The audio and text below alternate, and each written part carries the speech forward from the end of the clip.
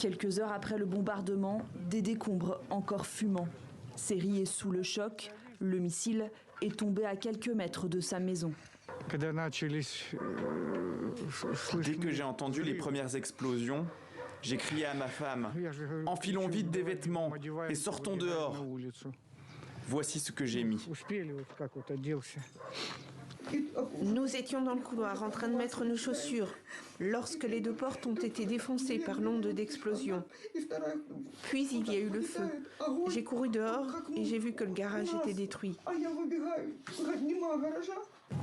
Au moins 34 personnes ont été blessées, dont 5 enfants.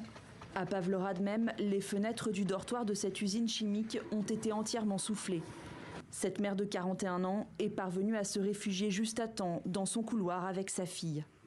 Si nous étions restés 5 secondes de plus, nous aurions été piégés ici. Nous n'avons pas dormi la nuit et le matin. Mon enfant aura besoin d'une aide psychologique. C'est horrible. Bilan, plus d'une quarantaine d'habitations, 3 écoles, 3 jardins d'enfants et plusieurs magasins touchés sur l'ensemble de la région de Dnipro. C'est la deuxième fois en 3 jours que la Russie mène des frappes de grande ampleur en Ukraine. La Russie qui, assure Washington, est en grande difficulté sur le front ukrainien.